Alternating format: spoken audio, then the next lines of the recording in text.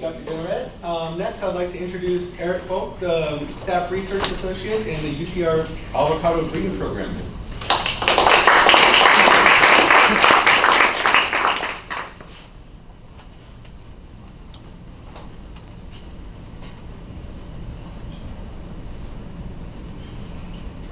Okay, thanks for inviting me out here. To sort of start off with, when I was asked to do this, I sort of what should I talk about, and the students recommend I talk about clonal crop systems, and I saw regenerative in the flyer, so I put it in the title, although after seeing Dr. Batra's presentation, I think I can work it out, but anyway. I worked at UCR for about 20 years, and finally with avocados. And before we start, I want to mention that one of the nice things about my job is to work outdoors a lot. And you see some beautiful vignettes, but sort of tying into this particular topic, this was about 2 years before the Thomas fire, and this field is now just blackened stumps being replanted. So avocados and tree crop systems are clonally reproduced. So instead of planting out seeds, you actually clone the material. And so what this means is you have two parts. You have the top, the sign, and the bottom, the rootstock. And a grower or nursery can sort of mix and match the two parts to deal with different environmental conditions. And so that sort of allows a farmer to sort of pick, like perhaps the best rootstock for a certain soil or the best scion for a certain environment, whether cold weather or rainy or things like that. So basically what it means is an entire orchard, acres or hectares can be comprised of a single genotype, or two if you consider the rootstock as well. And then globally as well, the variety you see in the stores, Hass, that is a clonal system. 95% of the market is one crop.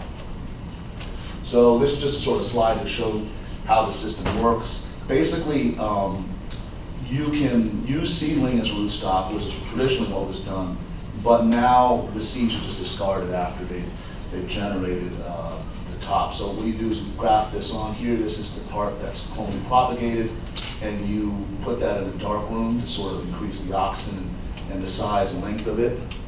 And then you actually induce rooting in that material. So now that top piece is its own root system.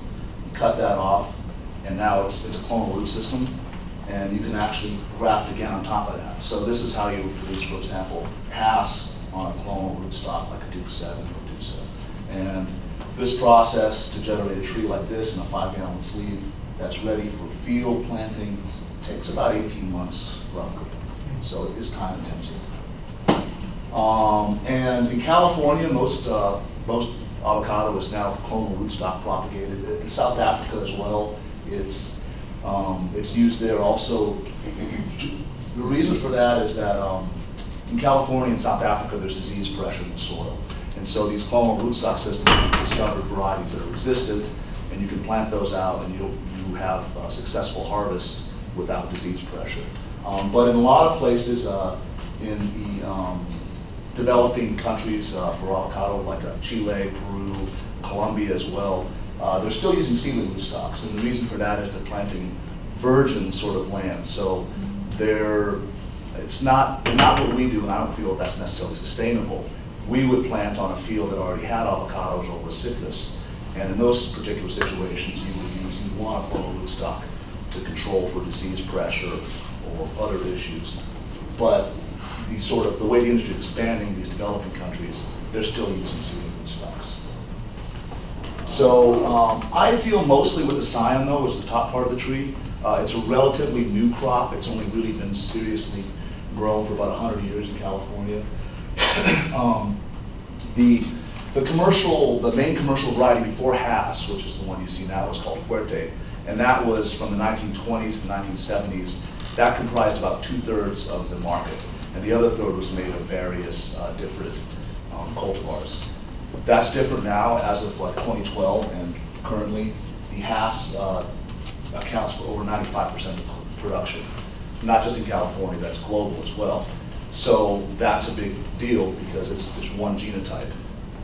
And to step away from avocados into another sort of crop, this is a classic example of what can go wrong when you have one genotype planted all across the world. And before the 1950s in the US, when people bought bananas, the banana variety they thought of was one called the Gros Michel, or the Big Mike, or the Big Michael. But what happened is basically, in the 1950s, 1960s, Fusarium wilt, the fungal disease, arrived. And since the entire world crop, majority of the commercial production, was one genotype, one was susceptible and they all were susceptible. So in the 1960s, they had to switch to a new variety, the Cavendish, and that's the one you see now in stores. The Cavendish is, you see a banana, a Chiquita, whatever, that's Cavendish. So they chose that as it was resistant to this disease. However, now there's a new version, Tropical Race 4 of Fusarium, and that affects the Cavendish, so now it's susceptible. So they have to move to something else. So this is an issue with clonal crop systems where you have these sort of cycles of, if it's just monocrop, you have a cycle of disease and then sort of reloading with a new variety. So that's kind of where we come in. So we have germplasm holding over 250 cultivars and species related to avocado.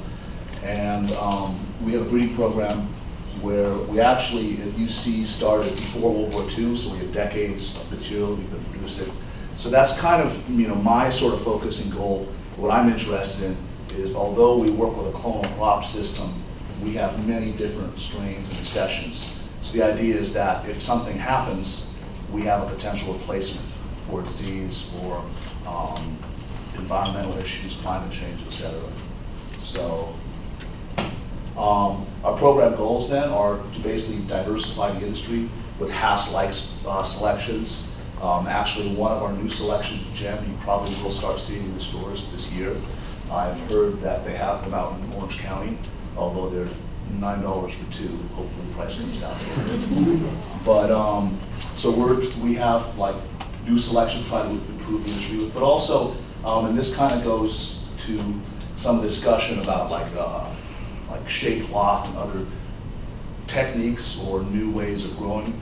Avocado, like I said, only really been grown for about 100 years, and so there's a lot of interest in trying different things like trellising or shade cloth.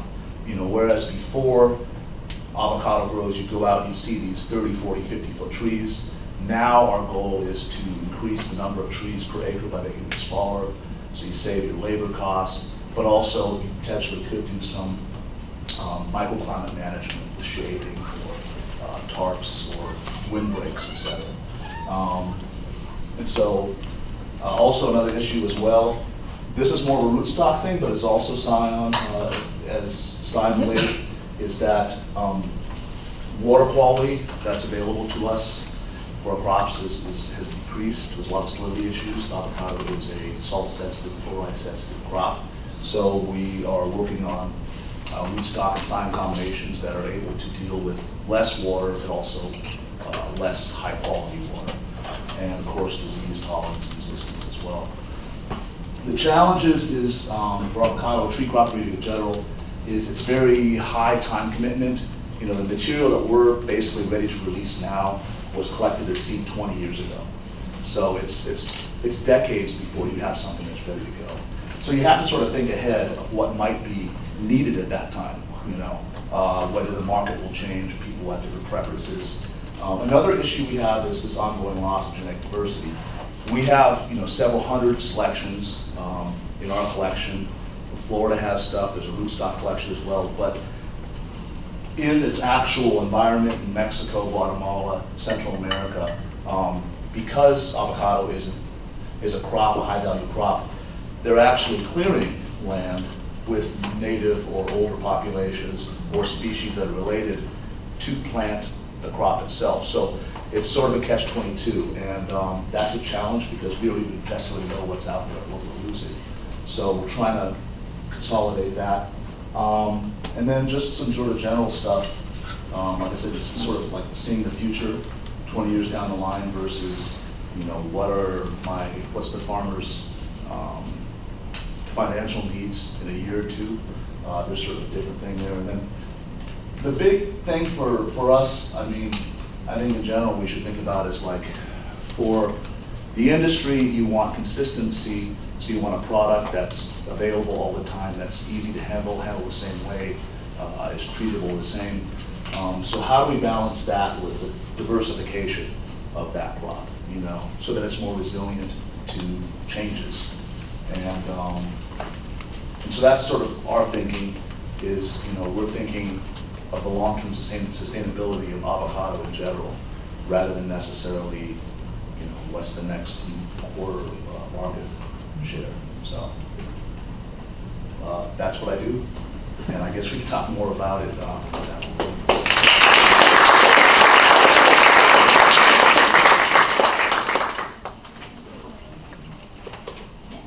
right, so that concludes the kind of lecture portion of today's programming. And now we will break for about 20 minutes for food. So again, the food is catered by Plant Power. As a note, the plates and the utensils inside of the bag are compostable, as well as the cups at the end. There is also no recycling in this room, so if we want to be all good sustainability advocates, there is recycling outside, and there is a compost at the bell tower. And eat.